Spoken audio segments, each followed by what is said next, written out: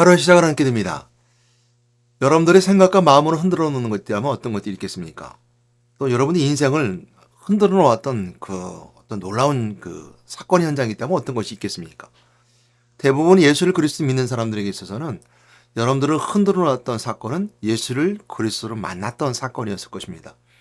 그러면 오늘 신앙생활을 하는 많은 대부분의 사람들은 외부로부터, 즉 하나님으로부터 나에게 충격적으로 다가온 것이 있습니다.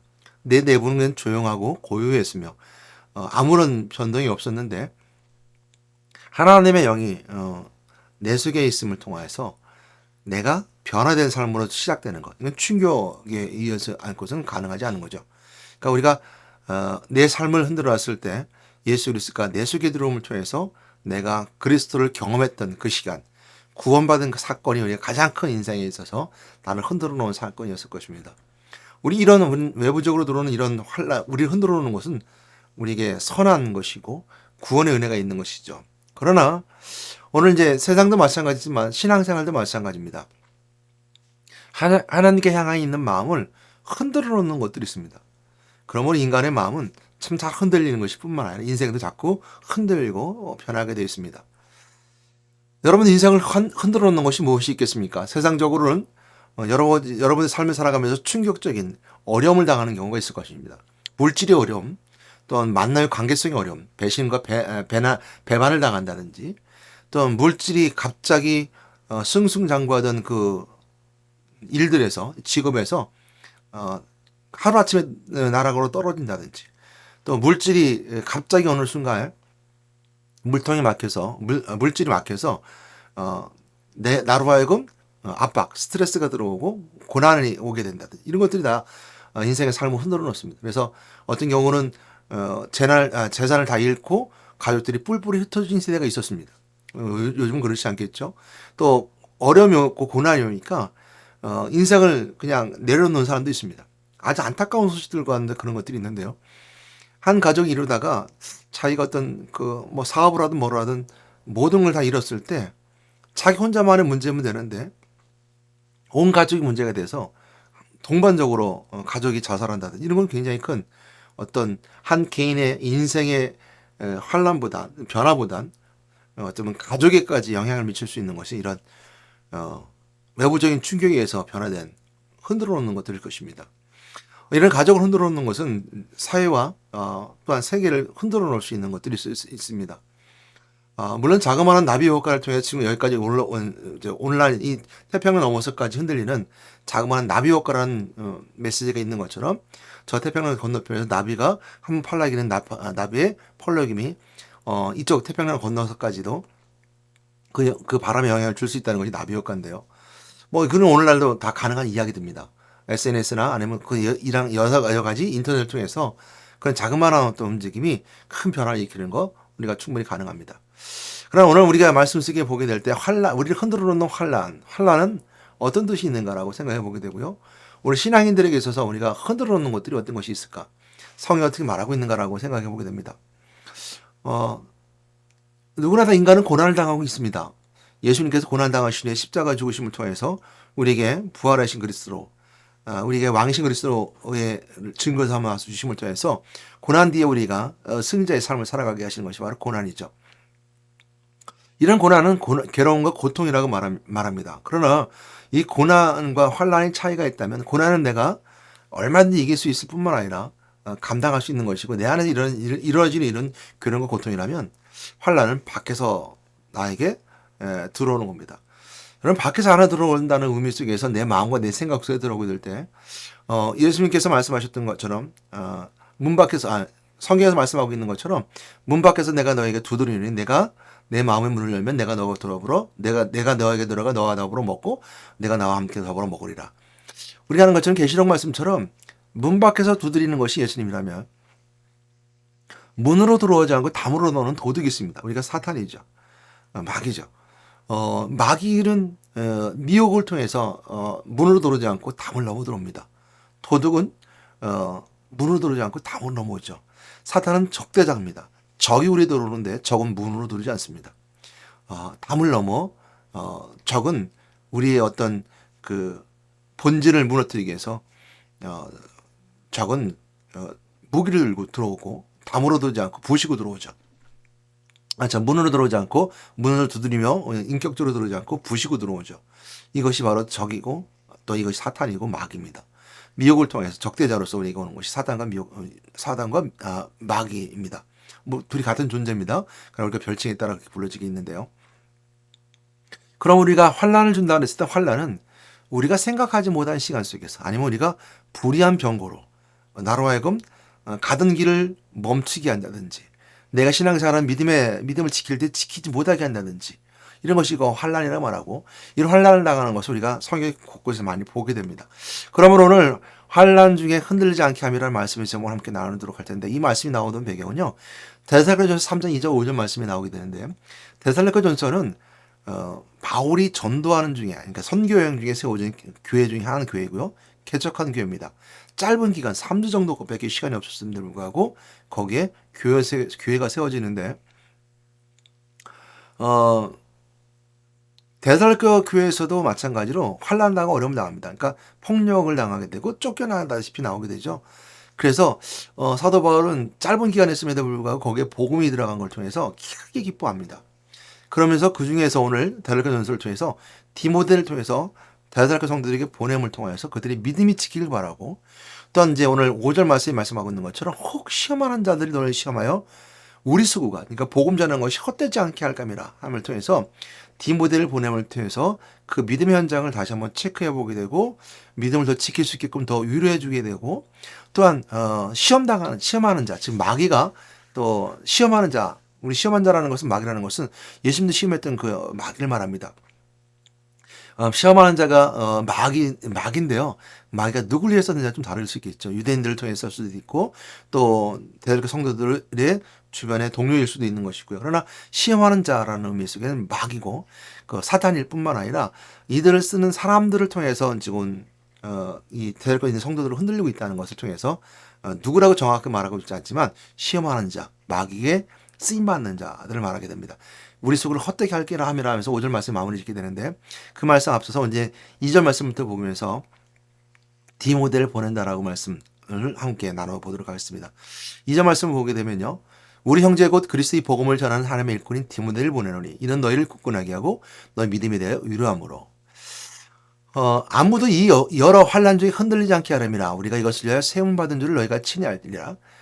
우리가 너희와 함께 있을 때 장차 받을 환난을 너희에게 미리 말하였는데 과연 그렇게 된 것을 너희가 아느니라. 이러므로 나도 참다 못하여 너희 믿음을 알기 위하여 그를 보내었노니 이는 혹 시험한 자가 너희를 시험하여 우리 수고를 헛되게 할 감이니 이랬습니다. 3장 2절 말씀을 통해서 보일 수 있는 것은 2절 5절 말씀까지 보여주는 것은 환난이 있는데 환난이 왔습니다. 데살로니가 성도들에게 환난이 왔고 이 환난은 사도 바울이 데살로니가 성도들에게 전도할 때 이야기했던 환난입니다. 이렇게 하지 않았을까 싶어요. 오늘도 그런 것처럼 예수 그리스도를 믿는 자들에게 고난이 당연히 따라오게 되어 있습니다. 그래서 사도 바울이 디모데에게 디모데 후서에서 권면해 줄 때 어제 봤던 말씀이죠. 이렇게 권면하죠. 너는 모든 일에 신중하고 고난을 당하며 고난을 받으며 너 전도자의 일을 하며 내 직무를 다하라. 이런 말씀을 통해서 디모데가 자신의 일, 전도자의 일, 또 디모데가 하나님으로부터 받은 소명에 따라 일을 해나가게 될 때 고난당하는 것이 당연하다. 괴로움과 고통이 있는 것이고 이것이 어찌 보면 환난당하는 것이 당연하다라고 분명히 이렇게 데살로니가 성도들에게 말했을 것입니다. 그래서 예수 믿는 것이 믿지 않는 자들에게서 환난당하고 어려움당하는 당연한 것이다. 또한 마찬가지로 데살로니가 교회에서 지금 사도 바울이 복음을 전하게 됐을 때 3주밖에 있을 수 없었던 이유 중에 하나는 뭐냐면요. 거기는 유대인들이 들고 일어나서 심지어는 폭력배를 동원해서 사도 바울을 폭행을 하고 쫓아내게 됩니다. 그처럼 환난당하는 것을 그들이 봤고 또 사도 바울이 환난당하는 그들에게 말함을 통해서 예수를 그리스도 믿는 자들이 이런 환난을 당한다는 것을 친히 몸으로 보였고 그들에게 말해줬을 것이에요. 그래서 우리가 너희와 함께 있을 때 장차 받을 환난을 너에게 미리 말했는데 그렇게 되었다는 겁니다. 그러니까 그렇게 되었다는 뜻은 뭐냐면 소식을 들었는데 데살로니가 성도들의 소식을 들었는데 복음이 씨앗이 뿌렸다는 걸 소식을 들었을 뿐만 아니라 그들이 환난당한다는 것에 소식을 들었다는 것이죠. 데살로니가 후서를 쓰게 된 배경은 데살로니가 전서의 성도들이 너무 심한 고통과 환난 가운데 있음을 통해서 주님 오신다는 말을 붙잡고 있는 그 종말론에 대해서 이제 데살로니가후서 써주고 있거든요. 그러니까 종말론을 생각할 정도로 데살로니가전서에서는 큰 환란이 있었던 걸 알게 됩니다. 그들이 참고 있다는 것을 우리가 데살로니가서 1장에서 보게 되면서 잘 알고 있고요. 그들이 지켰던 그 어려운 가운데 지켰던 그 믿음에 대해서 잘 설명해 주고 있습니다. 그래서 그들이 당한 환란이 굉장히 고통스럽고 아픔인 걸 알게 되고요. 심지어는 흔들릴 정도로 어려운 고통과 고난인 것을 우리가 본문을 통해서 알게 됩니다. 이 고난 당을 내가 말했고 너희들은 지금 당하고 있다는 걸 설명하고 있는 건데요. 오늘 말씀은 거기에 있지 않고요. 하나 더 보시는 것은 뭐냐면, 오늘 말씀드리고 싶은 것은 뭐냐면, 환난 당할 때 흔들리지 않게 하려면 했을 때 하나님이 하시는 방법입니다. 사람을 사용하신다는 거죠. 디모데를 보내므로. 그는 누구였냐면 그리스도의 복음을 전하는 하나님의 일꾼인 디모데를 너에게 보낸다. 그 보내는데 왜 보내느냐? 너희들을 굳건하게 하고, 그리고 너희 믿음을 지키기 위해서. 그러니까 너희 믿음을 위로함을 통해서 너희 믿음을 끝까지 지키게 하기 위해서. 그래서 내가 너희들에게 디모데를 보낸다. 그리고 너희 믿음을 더 알고 알아서 위로하고 도와주기 위해서. 그러면서 3절 말씀이 뭐라고 그러냐면요. 아무도 이 환란 중에 흔들리지 않게 함이라. 디모데를 보낸 이유는 흔들리지 않게, 아무도 이런 환란 중에 흔들리지 않게 하람이라. 그러면서 뒤에 붙이기를 우리가 이것을 위하여 세움 받은 줄을 너희가 친히 알지라. 그러니까 흔들리지 않게 하는 것이 우리가 세움 받은 사역자의 모습이고, 또 흔들리지 않게 하는 뿐만 아니라 믿음에 위로해 주는 것이 사역자의 모습이고, 또 너희를 굳건히 세우는 것이 바로 사역자의 감당해야 될 일이다. 그리고 너희들의 믿음을 살피는 것이 바로 사역자의 일이다. 디모데가 해야 될 일이다. 내가 그래서 그 디모데를 너에게 보낸다라고 사도 바울이 서신을 통해 설명해 주고 있습니다. 이 말씀은 오늘날 동일하게 우리가 주신 말씀을 통해서 알 수 있는 것은, 성도들 가운데 우리가 믿음이 떨어지는 자, 흔들리는 자들에게 믿음을 위로해 줄 수 있는 사람이 바로 사역자입니다. 목회자죠. 리더자죠. 우리가 이렇게 반문해 볼 수 있습니다. 목사님들은 일도 안 하고 세상에다 접하지 않으니까 우리를 너무 몰라. 목사님은 직업도 없고 뭐 직장을 가진 것도 없고 뭐 이것도 하지 않고 저것도 안 하지 않고 우리처럼 세상에 나가 살면서 사람들 부딪히면서 살면서 우리를 너무 이해하지 못하시는 것 같아 라고 이렇게 생각하시는 분이 있을지 모릅니다. 맞습니다. 이해할 수 없습니다. 이해가 안 됩니다. 또 경험하지 않은 것이기 때문에 글로 보고 또 객관적으로 보고서는 잘 알 수 없습니다. 목회자는 알 수 없습니다. 그러나 여기서 우리가 중요한 것이 있습니다. 오늘 디모데를 데살로니가에 보내면서 디모데를 보낸 이유를 한번 더 생각하고 묵상해 보십시오. 굳건하게 하고 너희들을 굳건히 세우고 너희 믿음에 대해 위로하고, 그죠? 아무도 너희들이 흔들리지 않게, 환난 가운데서도 흔들리지 않게 이렇게 하기 위해서 보내고, 이 일을 우리가 세움받았을 뿐만 아니라 그 믿음을 헤아리기 위해서 너에게 보낸다. 그래서 말하기를 혹 시험하는 자가 너희를 시험하여 우리 수고를 헛되지 않게 함이라는 말씀으로 마무리 짓는 것처럼, 사역자들은 그 삶을 이해할 수 없습니다. 그러나 여러분들이 삶에서 부딪히는 모든 현실 가운데 믿음을 위로해주는 일을 합니다. 이해하는 일이 하는 게 아니에요. 그거를 내가 이해합니다 하는 것이 아니에요. 우리가 이해하지 못해서요 하는 거, 이해할 수 없을 뿐만 아니라 이해도 안 됩니다. 여러분 당하는 환난은, 여러분 세상에 당하는 고난은 당연히 닿는 고난입니다. 세상의 일과 하나님의 일은 분명히 구별됩니다. 구분되고 구별됩니다. 하나님의 사람과 마귀에 붙잡힌 거짓의 왕, 공중거짓 잡은 자의 백성과는 구별되게 됩니다. 마귀에 쓰임 받는 자들, 거짓 왕자들은 거짓의 왕의 자식들은 시험하는 자입니다. 마귀도 사람을 써서 활용하거든요. 그러니까 적그리스도, 또한 거짓 선지자, 세상 가운데 여러 가지 우리 믿음의 사람들을 흔들어 놓을 때는 세상의 윤리, 또 세상의 물질, 또 세상에 가지고 있는 여러 가지 상황 환경 가운데 명예로운 직책, 또 사람들이 말하고는 세상 사람이 서로 사랑하는 관계, 사랑의 관계. 이런 모든 관계와 모든 물질, 모든 것들을 통해서 우리가 자꾸 시험하고 미혹합니다. 자꾸 하나님께 멀어지게 만들죠. 그래서 사역자들은 계속 믿음을 헤아리고 그리고 믿음을 견고하게 하기 위해서 지키게 하기 위해서 끊임없이 믿음을 내서 세워주고 위로하고 그리고 굳건하기 위해서 끊임없이 책망하고 채찍질합니다. 그래야지 세워지니까요. 우리가 이해합니다. 그래요. 믿음 생활 조금만 하세요. 이러지 않습니다. 당신이 처한 상황을 내가 이해합니다. 예배 조금만 드리세요. 이러지 않습니다. 그럴수록 환난을 당할수록 더 믿음을 더 가져야 됩니다. 더 예배 드리셔야 됩니다. 더 기도하셔야 됩니다. 그래야지만 여러분이 당하는 환난을 이길 수 있습니다. 목회자들은 목회자들 나름대로 또 환난이 있습니다. 더 큰 환난이 있죠.